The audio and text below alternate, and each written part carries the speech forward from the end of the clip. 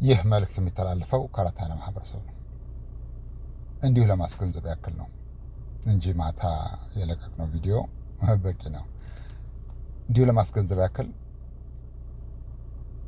በእኛ ግምት፣ በአራት አይና ማህበረሰብ ግምት ወይም አስተሳሰብ ትክክለኛውን ፍትህ፣ ትክክለኛውን ዳኝነት ሊያመጣ የሚችለው እግዚአብሔር ብቻ ነው።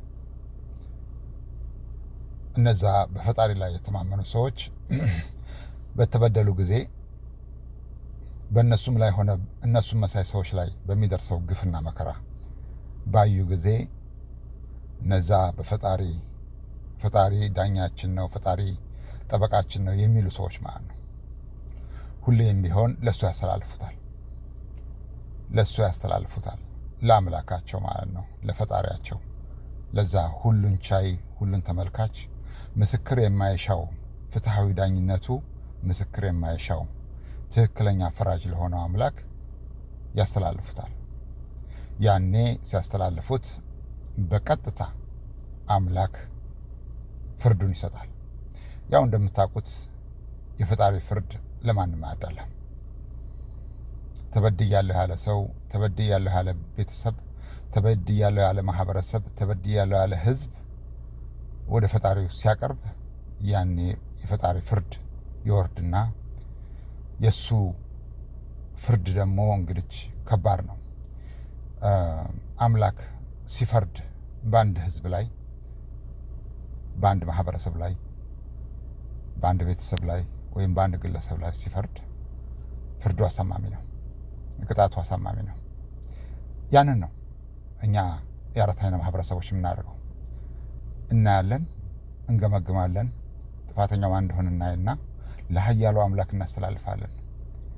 እንደ አገር ጥፋት ላይ ያሉ ሰዎች ያሉ ህዝቦች ዛሬ ቅጣቱን እየተቀበሉ ነው። እዚህ ያለንበትም አገር ቢሆንም ቅጣቱን በኃይለኛው እየተቀበሉ ነው። የዚህ ነገር ትልቁ ችግሩ አምላክ የሚያመጣው ቅጣት ሰዎች ተሰባስበው ሊያመጡት የማይችሉት ቅጣት ነው። ወይም አንዱ በአንዱ ላይ የማይተቋቋሙበት ቅጣት ነው። ቢተቋቋሙ እንኳን እዛው እርስ በርሳቸው ነው። ማንም በማንም ላይ አይተቆሙም። አትሊስት በሚጎዱት ህዝብ ላይ ሊጠቁሙ አይችሉም። እና የእኛ የአራት አይና ማህበረሰብ አሁንም በድጋሚ እንናገራለን፣ ወደ ፈጣሪ ነው የምናስተላልፈው። ኃያሉ አምላክ ፍርድ ያስተላልፋል። ፍርዱ አሳማሚ ነው፣ ቅጣቱ አሳማሚ ነው። ምናልባት እኛ መካከላችሁ ኑረን ታዝበናችሁ ሊሆን ይችላል።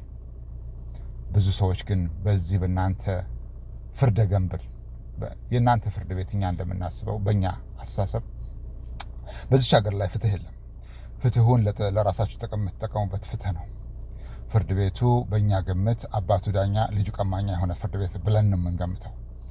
ስለዚህ ወስደህ ሂደህ የምትከሰው ልጁን ለአባቱ ነው እና በዚህ አይነት ፍርድ ውስጥ ብዙ ሰዎች ተጎድተዋል፣ ፍትህ አጥተዋል። ብዙ ሰዎች በአንድም ሆነ በሌላ መንገዱ ፍትህን ናፍቀው ወደ መቃብር ወርደዋል ሳያገኙ ማለት ነው። ያ ማለት ሁሉ ነገር ጨለማ ነው ማለት አይደለም። ከ101 ከ105 አንዳንድ ሰዎች አይፈረድላቸው ማለት አይደለም። ያም ቢሆንም ግን ትክክለኛ ፍርድ አልነበረም ማለት አጥጋቢ አልነበረም። በያማ ቢሆን ኑሮ ብዙ ሰዎች አይሰቃዩም ነበር፣ ብዙ ሰዎች አይንገላቱም ነበር። በእኛ አስተሳሰብ ፍርድ ቤቱንም ሆነ ፍርዱን የፍትሁን አካሄድ የምትጠቀሙበት ለራሳችሁ ጥቅም ነው። ለራሳችሁ ጥቅም እስከሆነላችሁ ድረስ ብቻ ነው የምትጠቀሙበት። ሰዎችን ሳይለንስ ለማስደረግ፣ አፋቸውን ለማስዘጋት፣ ሰዎችን እስር ቤት ለመወርወር። ብዙ ሰዎች እዚህ ሀገር ላይ የአካልም ሆነ የአእምሮ እስር ቤት ውስጥ አሉ። ይሄ ዘረኝነት ባመጣው ትልቁ ችግር ነው። ያው ሁሌ እንደምንለው ዘረኝነት የማይገባበት ቦታ የለም። በዚህ ምክንያት እኛ ሁሌም ቢሆን እንደዚህ አይነት ነገሮች በምናይ ጊዜ፣ መጥፎ ነገሮች በምናይ ጊዜ ለፈጣሪ እናስተላልፋለን። ማስተላለፍ ከጀመር ቆይተናል። የሚያሳዝነው ነገር እናንተ ብቻችሁን አይደላችሁም። 35 ሀገሮች በዓለም ላይ እናንተን ተመሳሳይ ሰዎች በአንድም ሆነ በሌላ መንገዱ እናንተን የሚመሳሰሉ እየተቀጡ ነው። ብዙዎቹ ከምዕራብ ነው፣ ምዕራባውያኖች ይባላሉ። ብዙዎቹ ስንል ከ35ቱ ቢያንስ 10 ወይ 15ቱ ማለት ነው። ያ ማለት ግን ሁሉ ነገር ጨለማ ነው ማለት አይደለም። ግን በሂደት ቅጣቱ ይሰማቸዋል። ለእነዚህ ሀገሮች ፈጣሪ ከሰማይ ላይ ይሄ የኔ ቅጣት ነው ብሎ አይጽፍም። ግን መቅሰፍቱ ሁሌም እየመጣ ሰዎችን ይበላል፣ የሰዎችን ንብረት ይበላል፣ ሰዎችን ያወድማል። በይበልጥ እነዛ ዘረኞች ቁመንለታል ለሚሉት ማህበረሰብ አፈርድሜ ነው የሚያበላው። እንግዲህ ይሄ ነው የአራት አይና ማህበረሰብ ሲቋቋም ወይም የተቋቋመበት ወይም አሁን እያደረገ ያለው።